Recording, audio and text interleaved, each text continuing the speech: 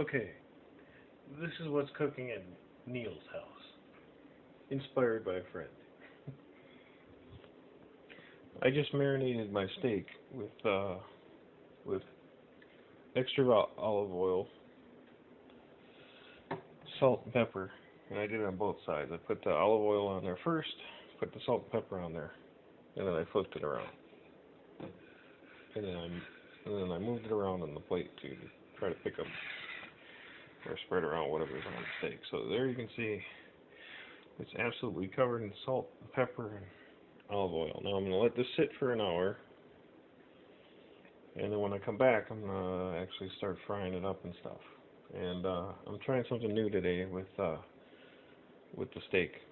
I don't normally marinate my steak, so I don't normally add anything, but this meat's kind of getting a little old. It looked a little dryish, or like the blood had ran out of it or something. So it said the date was the 29th, and today's the 30th. So just wanted to make this up real quick, but I also wanted to add some seasonings and do something a little different here, so that it's not too bad. I'll let you know about the quality of the meat later, but right now, like I said, I added the seasonings, and we're going to let this sit for an hour. Okay, Neil Allen here, and I'm making that steak finally. It's 3 a.m. in the morning, of course, so I'm trying to keep the smoke down and stuff from waking people in the house, but I don't think I'm going to succeed. I opened up the door, I put out some tunes, but yeah, what I did is I had done the marinade earlier, and that was the the olive oil and the salt and pepper. So I called for more olive oil in the pan, so I coated the pan with olive oil.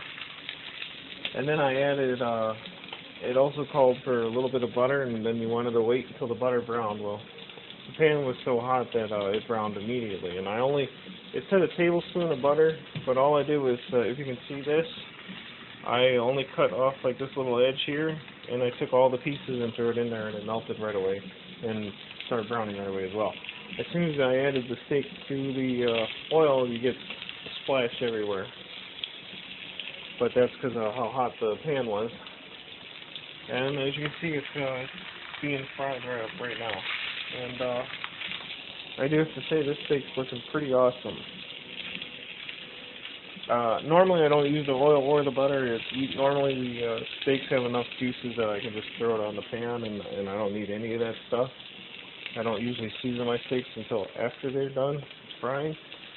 But in this particular case, like I said, this steak looked like it needed as much help as it could have, because it was getting a little old there. So I wanted to make this steak pretty well. Hopefully this will turn out good. I mean, it already looks pretty damn good. Hopefully, like I said, this will turn out pretty well. It's already looking pretty good. I like my steaks medium well to well. Anyway, I will show you the finished product once it's done, or I will actually show you I don't know if I'm going to do the tin foil part or not, but like I said, I'll show you the finished product. This is dinner at Neil's, and there's the finished steak. It's like, it looks pretty good. It looks pretty seasoned right there. So now I'm going to dig in, kind of waiting for my Windows to finish upgrading to Windows 10 here too on my laptop. I'm just trying all kinds of new things now. Okay, I'm back. Cut into it. It's looking pretty, almost well or medium there. I don't know if I got the proper light to examine this a little bit here. Looks pretty well, almost well done. Again, the steak was kind of dried out to begin with, so that's why I needed all the extra help I can get.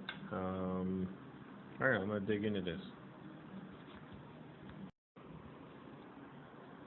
Okay, wherever you're at, I just wanted to say, have a good night, good morning, or good afternoon, whatever time it is that you're watching the video. I will upload this video to my YouTube channel. So, enjoy your time. I hope you enjoyed the video.